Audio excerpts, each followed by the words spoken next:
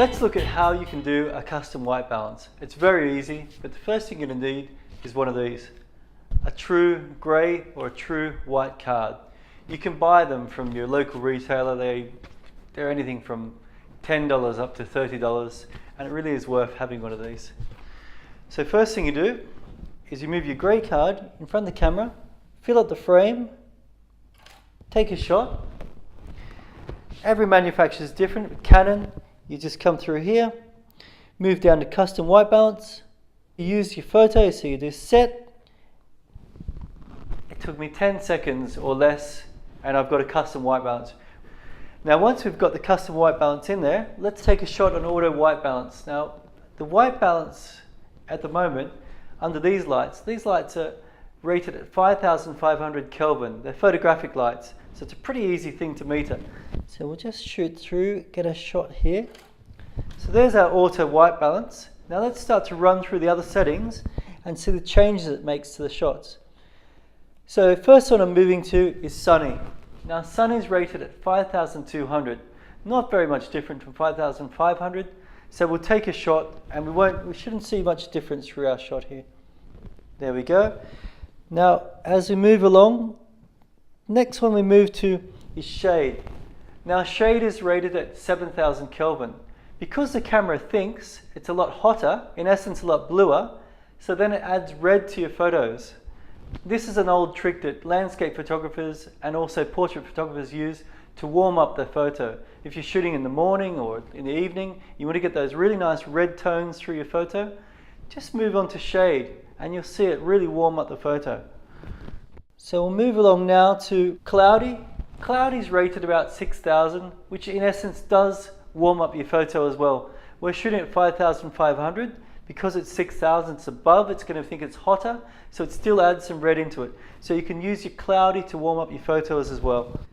So next one we're going to do is have a look at tungsten. Now tungsten light is a normal everyday light you have in your house. It's rated about 3,200. Because it thinks it's a lot cooler and being a lot more red, it's going to add blue to your photo to counteract the red. Next one we've got is fluorescent. Fluorescent's rated around 4,000 Kelvin, which is below. So it's going to think it's quite red, so it'll still add blue, not as much as the one before, as the tungsten, but it'll still be quite blue. Now flash is rated around 5,500 anyway, so it's going to be pretty much the same as the others. So let's just take a shot out of interest. It looks a little bit redder there, so it may be rated a little bit above 5,500. Now we've moved on to our custom white balance. This is the original white balance we've done with our grey card, so this should be perfect, spot on. So let's take a shot there. Okay, excellent. Now we'll move on to our Kelvin. Now with the Kelvin, you can dial in the Kelvin level yourself. I'm going to start first of all on 5,500, which is what these lights are rated at. So we'll move up to 5,500. So that's a shot around 5,500. We'll have a look at that, see how it goes. Now I'm going to move the Kelvin to the highest level we can, around about 10,000. Now because it's so high, the camera will think it's a really sort of hot shot, really blue, so it's going to add a lot of red to the photo. Now I'm going to move the Kelvin down to the lowest level we can, so I'll just move that through. At 2,500, the camera thinks it's really warm, meaning red, so it starts to add a lot of blue to it to try and counteract that red to get it to your white level. So there you have it. There's many different ways you can change your white balance easily on your camera.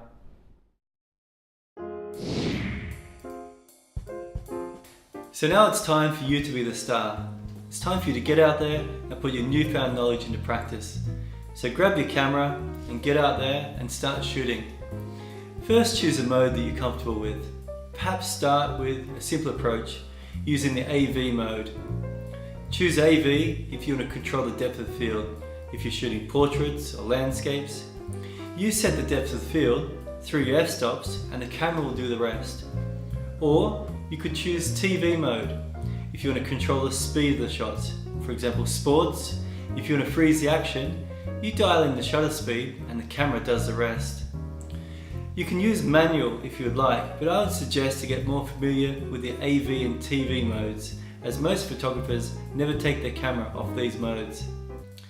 If you're really timid and want to dip your toes in, then start with the program mode. It's a cut above point and shoot. You can also start to dial in some settings as well. You can dial in your ISO, but remember, always shoot on the lowest ISO to reduce noise on your photo. You can set your own white balance and choose the format you would like to shoot on.